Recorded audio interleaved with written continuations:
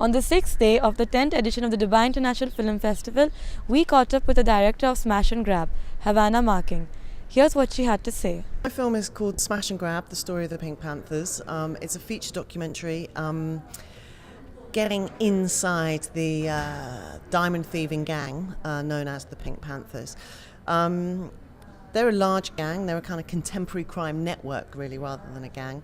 They're all from two countries, essentially, in the Balkans, Montenegro and Serbia, but they steal diamonds all over the world. They have been stealing diamonds all over the world, including in Dubai in 2007 in the famous Wafi Mall robbery. So my film, I managed to interview 5 different members of the network. 3 are actually Pink Panthers, and then there's a courier and a fence, so the guy who actually gets the stolen diamond and turns it back into a kind of legal item. And then I also obviously interview some police from around the world, including the Dubai police, which was very exciting.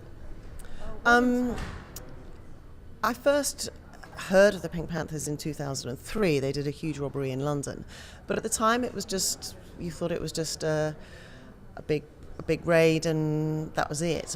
What you realise as time has gone by, and there was a huge article in the New Yorker magazine in 2010 that finally gave you the whole perspective of the gang, their history, their scope, their scale, the genesis of them as a crime network and how that worked. It's very interesting. It's not a traditional mafia with a hierarchy.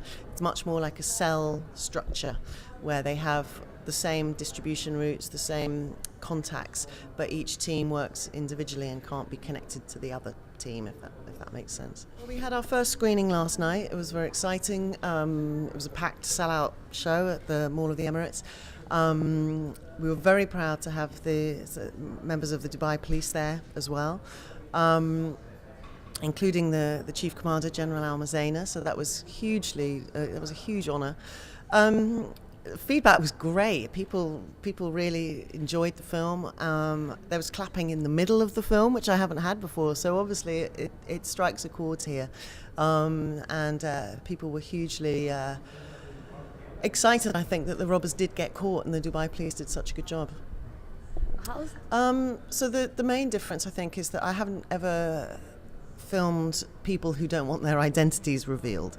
So I had to find a new way of a new and creative way of including them in the film, but not revealing who they are and how we did it. So it was actually very exciting. It was a really exciting creative process. We got actors to either lip sync the real words or to say the words, and then we animated the actors. So actually a good percentage of the film is animation, and we've chosen a kind of very specific sort of film noir style for that to be done.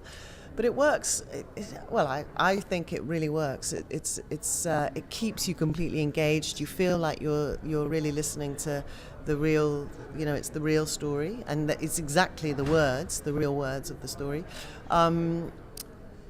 But I've been able to, keep their identities secret. So you don't feel like there's so many boring documentaries where you just see the back of the head and it's like silhouette out and et cetera, which is very, in my opinion, has just become a bit dull. In this we had time, we had the budget, we were able to do something different and I think really keep the audience engaged.